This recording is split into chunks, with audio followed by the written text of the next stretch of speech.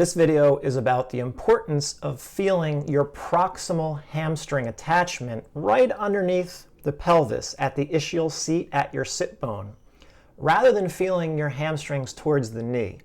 And what you can see right here in this little diagram is what I'm talking about. The proximal hamstring is where the yellow circle is, and that's attaching right at the base of the pelvis. We need that in postural restoration. We're trying to gain proximal control of this pelvis. A lot of times people will, I'm going to reference the 90-90 technique, which you can find everywhere at this point. If you type in 90-90 on YouTube or even on my website, even on my YouTube channel, it'll come up. A lot of people are doing 90-90s now. Instagram, Facebook, you'll find them. 90-90s, it's a postural restoration technique. It's a very basic technique to introduce people to the concept of establishing proximal control of their pelvis with their hamstrings. Now, the problem is a lot of people are challenged in a lot of different ways physically, that when they try to feel their hamstrings, they actually feel not towards the top, not towards their butt. I just ask people, are you feeling it closer to your butt or closer to your knee? Towards the knee is distal, that's further away. We don't want the distal towards the knee attachment, we want the proximal. A lot of people will kind of feel it in the middle or closer to the knee. If that's occurring, that means they're ungrounded. They are not feeling their hamstrings in a grounded way. And I'm going to get to this with the video I'm going to show you.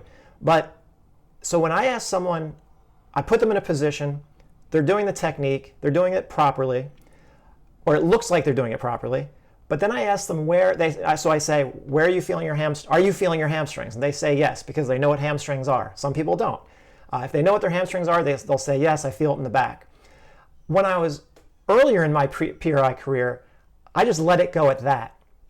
But now I've become smarter, and I realize I now have to ask them, where exactly do you feel it in your hamstring? Because if they're feeling it closer to the knee, or if they feel more of a cramping activity of the muscle rather than muscle working, it means they are not getting a grounded hamstring to work. They're experiencing hamstrings that are struggling to work. A nice grounded hamstring activity, muscle activity, will occur up at that proximal attachment site.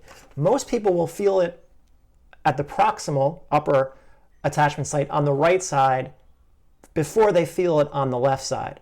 Some people, they swear that they feel their left hamstring better than their right hamstring. I know that shouldn't occur, and what is almost always occurring is they're feeling their left hamstring not at the proximal site, they're feeling it down low, in the middle or down low, and they're not feeling their right side at all, which means they're feeling their left hamstring in compensation. You should, under normal circumstances, because of all the asymmetry built into this body, because of that bigger right diaphragm. If this is the first time you've watched a video on this channel, you're gonna have to watch a lot of videos to make sense of this. Because of that bigger right diaphragm and our brain's ability to sense pay attention to our right visual world more than our left, we like to overuse the right hamstring. So most people, because of that, it's built into us, they'll feel their right proximal hamstring more quickly than their left proximal hamstring. A lot of people will not feel that left proximal hamstring at all when they're too tense up in their neck or upper chest because they can't expand their rib cage to breathe, or their back is too tight. Any of these things, when they can't breathe properly, they will not feel that proximal hamstring attachment site. So I'm going to show you a video of a client recently. Now, she had a straight leg raise of well past 9 degrees. Her pelvis was not neutral, and her straight leg raise went well past 90. It was at about 130. So we thought that was going to be a problem to begin with. But she actually did beautifully. But I want you to watch one thing. When I say beautifully, she responded to PRI techniques very, very quickly, which is not the norm when someone has a straight leg raise that's 130 degrees on a non-neutral pelvis, or even if it is a neutral pelvis. So what you're going to see is I'm going to, when we went to this 90-90 position, she was struggling to feel her hamstrings in the proper spot. She was feeling it closer to her knees. And so what I did was, you're going to see. Watch the video. It's kind of hard to hear what she's saying But basically, by how I'm squeezing her shoe and her foot, I can change where she's feeling her hamstrings, and that's what you're going to see right here. So you might as well just watch it. I'll explain afterwards exactly what you just saw in case you can't hear it. But as I manipulate what she's feeling through her shoe, where she's feeling my hands, and then I take it away, I'm manipulating where she's feeling her hamstrings. I'm giving her a good grounded sense of the hamstrings up at the proximal insertion. When I take my hand away, you'll see that it travels closer to her knee. So here's the video, and hopefully you'll see that I am not making this up. So we're doing the right hamstring first.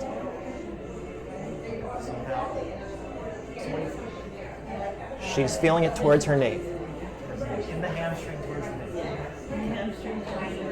So when I squeeze the back of your heel, is it changing? Yes. What do you feel now? More proximal hamstring towards the sit bone. Okay. And then if I let go. And starting to creep back up. Okay. And if I squeeze the heel. Down towards the sitting bone. Okay, so what you saw was when I gave her heel sense, when I squeezed the back of her heel, so her brain felt something pushing against the back of her heel, she felt her hamstring at the proximal insertion point, up by the sit bone. When I took it away, she started to feel her hamstring traveled back down towards the knee. Why is that? Heel sense. I say every video, left heel, left heel, left heel, and that is why. But the issue is because heels give hamstrings, proximal hamstrings, and that's super important for proximal control of the pelvis. Her sneakers, now I'm going to get to the real issue.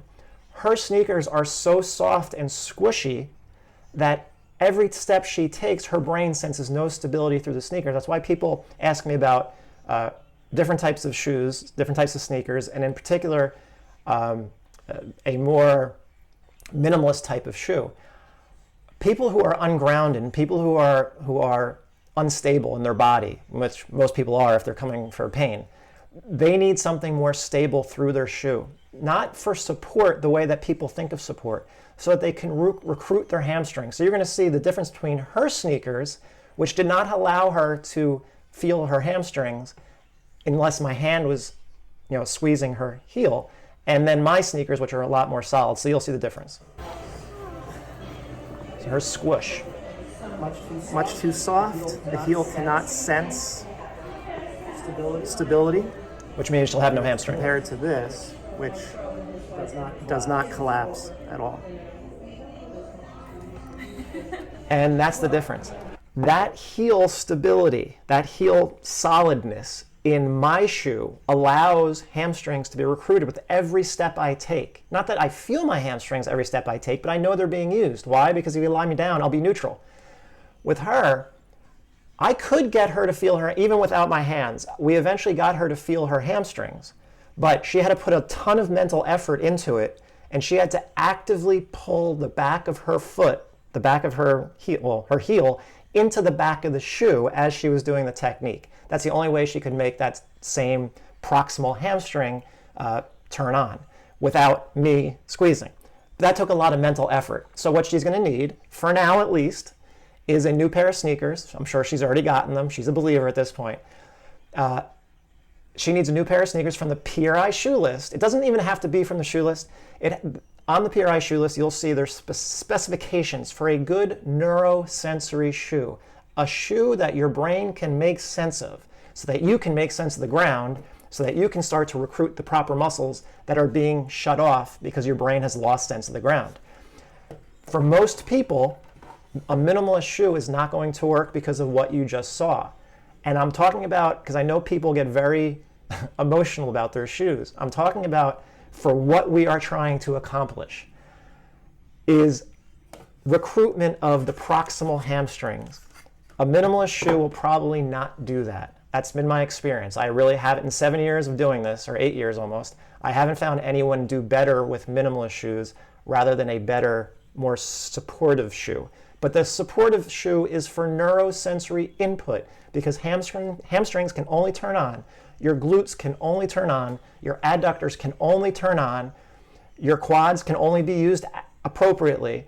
Your back can only be used appropriately. You can only breathe appropriately when you are well grounded, which means your brain has to sense heel strike, which is supination, arch comes down, which is pronation, and then big toe pushing off. A flat shoe is not giving her that input. A flat, squishy shoe is not giving her that input. She needs something with more, not support, with better sensory input to allow her hamstrings to be used appropriately. Otherwise, she's good. Her neck was nice and relaxed, which I was not expecting. That's not what you're normally going to find on someone who has a really big straight leg raise. And her breathing was really, really good also, because she has taken one PRI seminar and she does incorporate PRI type of breathing into her workouts. So hopefully that was a good video for you to see how proximal hamstring attachment site activity is what we're going for in the beginning on both sides to start to stabilize this pelvis and pull it into a more neutral position. And yeah, so if you like this video, like it, share it, comment, subscribe to the channel. It would all help. So thanks a lot.